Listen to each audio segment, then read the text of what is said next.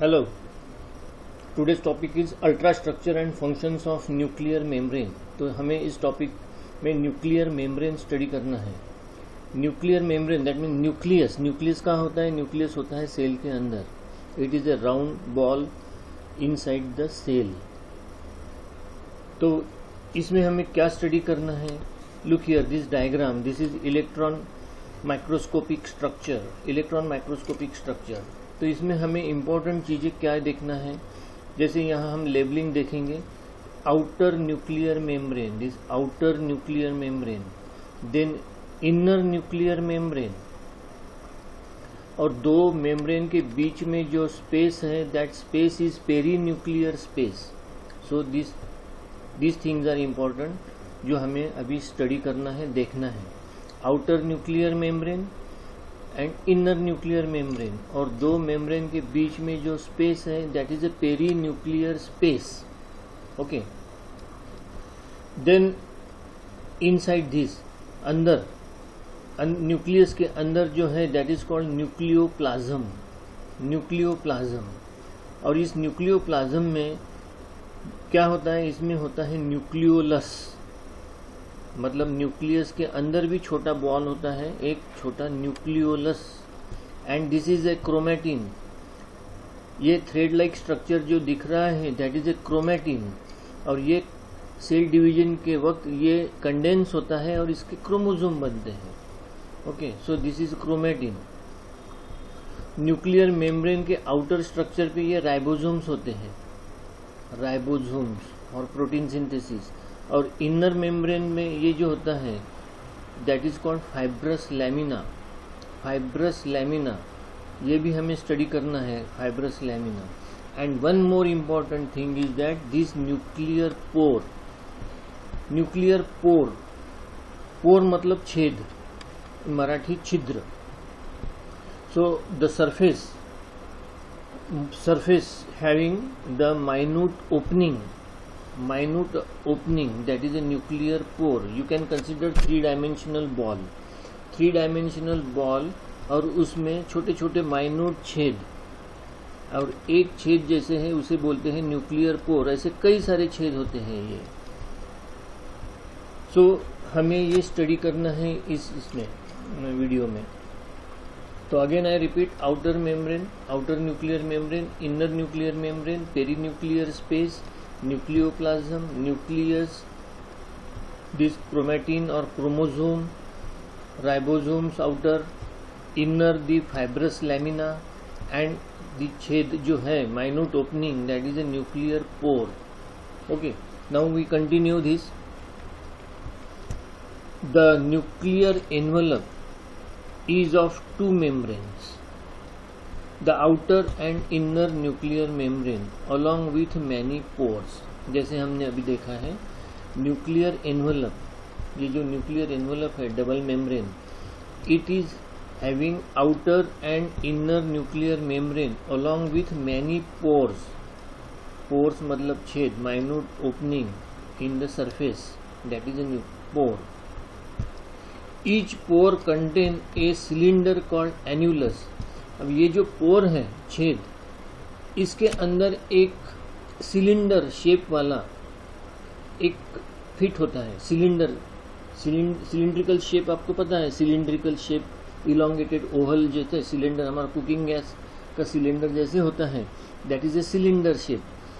ऐसे सिलेंडर इसके अंदर, ये पोर के अंदर फिट होता है, दैट इज कॉल्ड एन्यूलस। जो सिलेंडर इसके अंदर फिट होता है, look here in this diagram, here it is shown, this is a nuclear pour and it is fitted with this cylinder. तो इसे बोलते हैं annulus. On the inner side of the nuclear envelope contain fibrous lamina. तो ये inner side है, inner nuclear membrane, और ये inner side, यहाँ पे एक डेंस ग्रैनुलर मटेरियल होता है जिसे बोलते हैं fibrous lamina. Each membrane is a try laminar unit membrane structure. Try laminar, जैसे मैं प्लाज्मा मेम्ब्रेन में देखा था, ट्राई म्हणजे थ्री लेयर वाला मेम्ब्रेन, 3 लेयर वाला मेम्ब्रेन, बीच में क्या होता है, लिपिड बाइलेयर होता है, और आउटर प्रोटीन, इनर प्रोटीन। तो ऐसे टोटल 3 लेयर से बनता है ये membrane. The space between 2 membrane is 10 to 70 micrometre. ये जो दोनों के बीच में 2 मेम्ब्रेन, आउटर न्यूक्लियर मेम्ब्रेन और इनर न्यूक्लियर मेम्ब्रेन के बीच में जो स्पेस है, that is a perinuclear space, और इसकी विड्थ है 10 to 70 micrometre and it is called perinuclear space. It is filled with antibodies.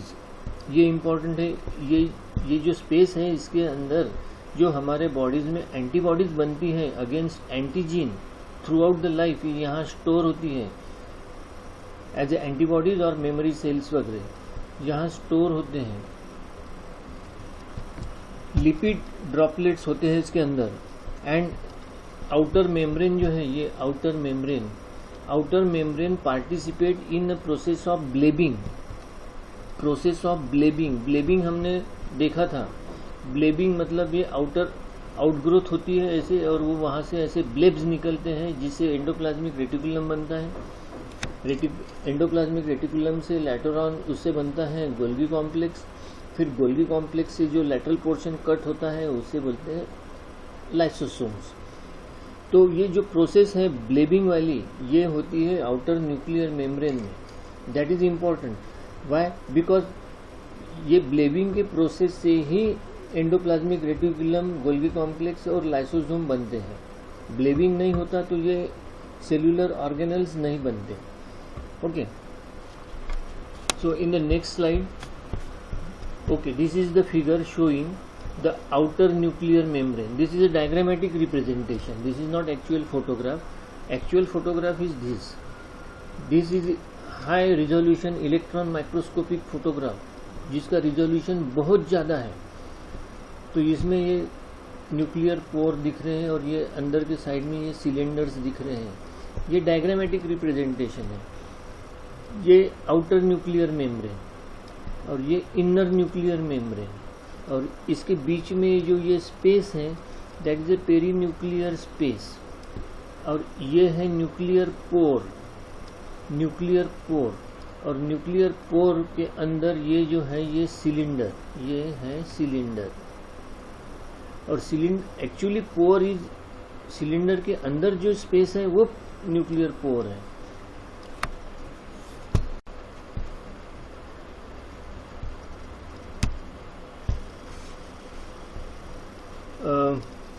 Then this is nuclear fibrous lamina. Fibrous lamina, it is also called as nuclear lamina. तो ये structure किसने बताया था? ये structure सबसे पहले बताया था विस्निट्जर. ये साइंटिस्ट का नाम है Wischnitzer, German scientist. 1958 propose a model of nuclear pore. तो ये मॉडल इन्होंने दिया था सबसे पहले कि ऐसा होता है, ये पोर होते हैं और पोर के अंदर एक सिलेंडर स्ट्रक्चर होता है. Each pore is a circular. The nuclear pore shows presence of electron dense ring. Electron dense ring मतलब ये एक granular material, that is called electron dense granular material और रिंग, और कॉल्ड एन्युलस. हमने देखा था इसे बोलते हैं annulus. The actual nuclear pore is present in to the cavity of the annulus. ये है एन्युलस और इसके बीच में जो कैविटी है वो है actually nuclear pore. The annulus extends both into cytoplasm and nucleoplasm. अब ये जो पोर है न्यूक्लियर पोर, बाहर क्या है? साइटोप्लाज्म, और इनर क्या है? Nucleoplasm. So this nuclear pore communicate cytoplasm to nucleoplasm, nucleoplasm to cytoplasm. मतलब ये एक चैनल है साइटोप्लाज्म और न्यूक्लियोप्लाज्म में कम्युनिकेट करने वाला. तो annulus extends both into cytoplasm and nucleoplasm. The annulus typically consist of 8 subunits arrange in a radial symmetry around the periphery of pore. Again this is important. ये क्या यहाँ क्या लिखा है कि ये जो एन्युलस है, तो ये पेरीफेरी जो है, पेरीफेरी एन्युलर सिलेंडर का ये पेरीफेरी, यहाँ पे total 8 subunits हैं. In diagrams we can see, here also we can see these subunits. So these are total 8 subunits हैं, पेरीफेरी से अरेंज हैं. इन्हें बोलते हैं micro cylinders. This is called micro cylinders और माइक्रो फिलामेंट्स. ओके, तो ये एन्यूलस है. एन्यूलस के पेरीफेरी में 8 माइक्रो सिलिंडर्स होते हैं और बीच में न्यूक्लियर पोर. एंड ये कंप्लीट स्ट्रक्चर इज एन्यूलस. और ये सबसे पहले इसका डिस्क्रिप्शन, ये मॉडल प्रपोज किया था विशनिट्जर इन 1958. बाद में इसमें थोड़ा सा मॉडिफिकेशन किया था विवियर ने. इन 1967 में बताया था कि जो विशनिट्जर ने बताया that is entirely correct. Micro cylinders होते हैं, एन्यूलस होता है, पोर होता है, सब है. बट इस माइक्रो सिलिंडर के अंदर एक और माइक्रो सिलिंडर होता है. In this diagram you can see this micro cylinder होता है सेंटर में. ये विशनिट्जर ने नहीं बताया था, ये बताया विवियर ने. तो ये एन्यूलस के अंदर एक सिलिंडर और होता है जिसे बोलते हैं microtubule, central microtubule. Again I repeat, it is called central microtubule.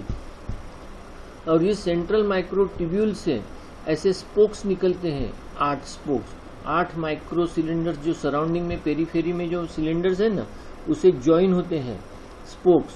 और it looks like a cart wheel structure. Cart wheel, बैल बंडी होती है, उसमें जो चक्का होता है उसमें जैसा स्ट्रक्चर होता है, spoke and that is called cart wheel structure. According to Vivier, in the center of the pore a central microtubule is present. Its size is 10 to 15 nanometer. It has also been reported that central microtubules gives out finger-like projections called peripheral granules, giving it cartwheel-like shape.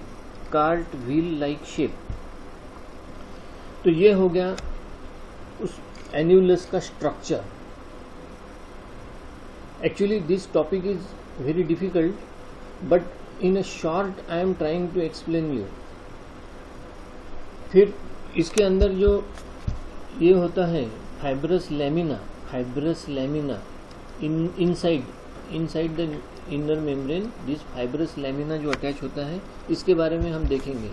तो fibrous lamina, inner surface of the nuclear envelope has fibrous lamina. This structure has been reported in many cells and it is 40 to 60 nanometer in thick.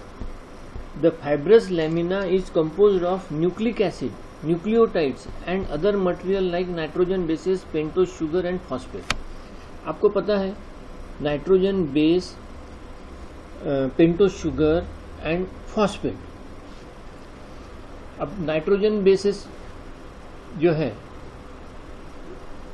ये कहाँ use होते हैं? Nitrogen bases, pentose sugar and phosphate, ये nucleotide, DNA का nucleotide, ये unit बनाने के लिए यूज होते हैं. तो इसका मतलब क्या हुआ? इसका मतलब ये हुआ कि fibrous lamina is a site, location where the DNA synthesis takes place. The fibrous lamina is responsible for the formation of annular material, probably the DNA. Ribosomes are present on the outer nuclear membrane and it may be site for synthesis of histone protein. तो देखिए ये जो nuclear membrane है इसके outer side में ribosomes है और इन side में फाइब्रस लैमिना है. फाइब्रस लैमिना में नाइट्रोजन बेसेस है, nitrogen bases adenine, guanine, cytosine, thymine, ये पेंटोज शुगर और फॉस्फेट, इससे बनता है न्यूक्लियोटाइड. न्यूक्लियोटाइड एक दूसरे से ज्वाइन होके डीएनए स्ट्रैंड बनता है और डीएनए स्ट्रैंड बनने के बाद उसका पैकेजिंग कौन करेगा? पैकेजिंग करेगा हिस्टोन प्रोटीन. तो हिस्टोन प्रोटीन भी वहाँ बनता है और डीएनए सिंथेसिस भी वहाँ होता है. This figure we have already seen, this outer nuclear membrane, inner nuclear membrane, this annulus, annulus के अंदर ये central microtubule. अब हम देखेंगे functions of nuclear envelope. Nuclear envelope के functions क्या है? The first one is nucleocytoplasmic exchange. Nucleocytoplasmic exchange मतलब न्यूक्लियोप्लाज्म में से साइटोप्लाज्म में मटेरियल ट्रांसपोर्ट करना. अब न्यूक्लियस के अंदर क्या होता है? न्यूक्लियस के अंदर होता है डीएनए. डीएनए जो हमारे पूरे एक्टिविटीज को कंट्रोल करता है. अब ये डीएनए कैसे कंट्रोल करता है? DNA is a genetic material. DNA पे बनता है mRNA. That process is called transcription. Transcription process से बनता है एमआरएनए.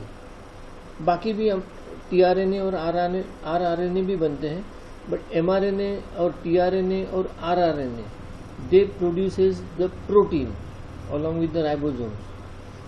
उसको बोलते हैं ट्रांसलेशन. तो ये सब प्रोसेस जो है इम्पोर्टेंट है हमारे बॉडी एक्टिविटीज कंट्रोल करने के लिए. तो ट्रांसक्रिप्शन वाली जो प्रोसेस है, transcription the synthesis of mRNA, ये सेल न्यूक्लियस के अंदर होता है. और फिर ये जो सिंथेसाइज एमआरएनए टीआरएनए जो होते हैं ये न्यूक्लियर पोर से निकलकर साइटोप्लाज्म में आते हैं. You got this point? ये इम्पोर्टेंट है कि न्यूक्लियोसाइटोप्लाज्मिक एक्सचेंज, द न्यूक्लियस के अंदर जो चीज़ बनती है मतलब एमआरएनए टीआरएनए आरआरएनए ये ट्रांसफ़र होते हैं साइटोप्लाज्म में. वही यहाँ लिखा है, all cellular activities are controlled by nucleus, more specifically by DNA. DNA control करता है. Present in the chromosomes. MRNA tRNA synthesis यहाँ होता है न्यूक्लियस के अंदर and it is transferred to the cytoplasm. Nucleocytoplasmic exchange through nuclear pore और by active transport और ब्लेबिंग. ये दूसरा तरीका है ब्लेबिंग वाला, जिससे बाकी सेल ऑर्गेनल्स बनते हैं जैसे endoplasmic reticulum, Golgi complex, lysosome. तो ये सब न्यूक्लियोसाइटोप्लाज्मिक एक्सचेंज इस फंक्शन के अंडर आते हैं. नेक्स्ट फंक्शन क्या है न्यूक्लियर एनवेलप का? It gives protection to genetic material. अब जेनेटिक मटेरियल यानी डीएनए. डीएनए को प्रोटेक्शन चाहिए, इसलिए तो न्यूक्लियस के अंदर होता है. तो nuclear membrane gives protection from the cytoplasmic enzymes. Cytoplasmic जो एंजाइम्स है उससे न्यूक्लियस के अंदर जो डीएनए है उसको प्रोटेक्शन मिलता है. Attachment of structural element to cytoplasm. तो माइक्रोट्यूब्यूल्स और माइक्रोफिलामेंट्स ये जो स्ट्रक्चरल एलिमेंट्स होते हैं साइटोप्लाज्म में ये इस न्यूक्लियर मेम्ब्रेन से अटैच्ड होते हैं. Attachment of nuclear components. Nuclear components मतलब सेंट्रोमेरिक और टीलोमेर, ये क्रोमोसोम के पार्ट है. Centromere, telomere. हम जब क्रोमोसोम स्टडी करेंगे तब आपको ये समझ में आएगा सेंट्रोमेयर क्या चीज़ है, टीलोमेयर क्या चीज़. तो सेंट्रोमेयर और टीलोमेयर ये न्यूक्लियर मेम्ब्रेन से अटैच्ड होते हैं. बार बॉडी एक्चुअली ये इनएक्टिव एक्स क्रोमोसोम होता है. Inactive X chromosome in females, not in male. क्यों फीमेल्स में 2 एक्स क्रोमोसोम्स होते हैं. फीमेल्स में 2 एक्स क्रोमोसोम होते हैं. मेल्स में एक ही होता है एक्स क्रोमोसोम एंड दूसरा होता है वाई क्रोमोसोम. बट फीमेल्स में 2 एक्स क्रोमोसोम होते हैं और उसमें से only 1 is active and 1 is inactive. तो जो इनएक्टिव एक्स क्रोमोसोम होता है वो ऐसे कंडेंस्ड होता है, उसका एक बटन लाइक शेप बनता है और इनर न्यूक्लियर मेम्ब्रेन को अटैच हो जाता है. वो इनएक्टिव है. वो क्रोमोसोम कोई बॉडी रेगुलेशन, बॉडी फंक्शन में पार्ट नहीं ले रहा है. दूसरा क्रोमोसोम जो एक्टिव क्रोमोसोम है, एक्स क्रोमोसोम, वो एक्टिव है. ये इनएक्टिव वाला बार बॉडी बनता है, बार बॉडी, और इनर मेम्ब्रेन से अटैच होता है जो स्टेनिंग करने के बाद डार्क स्टेन हो जाता है. ये इससे हम एक डायग्नोसिस भी कर सकते हैं कि डेवलपिंग फोइटस एम्ब्रियोलॉजिकल स्टेज में अगर हम इसका स्टेनिंग करके देखते हैं ये सेल को, तो अगर बार बॉडी दिखता है हमें तो हम पता लगा सकते हैं कि developing embryo is of female. तो this presence of Barr body it can be regarded as a diagnostic character of femaleness. So this is about bar body. Bar is the name of scientist. Contribution to the formation of other cell organelles. Other cell organelles मतलब जैसे मैंने बताया था कि endoplasmic reticulum, Golgi complex, lysosome, ये nuclear membrane से ही बनते हैं। प्रोटीन सिंथेसिस, हिस्टोन प्रोटीन बनता है क्योंकि पैकेजिंग ऑफ द डीएनए के लिए जो हिस्टोन प्रोटीन बनेगा लगेगा वो यही बनता है। एंटीबॉडी प्रोडक्शन, तो हमारा डिफेंस इम्यून सिस्टम जो है ये तो पेरीन्यूक्लियर स्पेस में परमानेंटली स्टोर होते हैं antibodies produce in life time. So this all about the structure and function of nuclear membrane. Okay. Now this next small topic, the nucleolus. Nucleolus ये अंदर होता है न्यूक्लियस के अंदर। It is a spherical body, spherical, circular, situated within the nucleus. It is formed by nuclear organizer of one or more chromosome. Nuclear organiser एक portion होता है chromosome के अंदर, that portion is called nucleolar organiser. और ये सब nucleolar organiser of chromosome से मिलकर ये न्यूक्लियोलस बनता है। तो हम जब क्रोमोसोम स्टडी करेंगे तब आपको समझ आएगा न्यूक्लियोलर ऑर्गेनाइजर।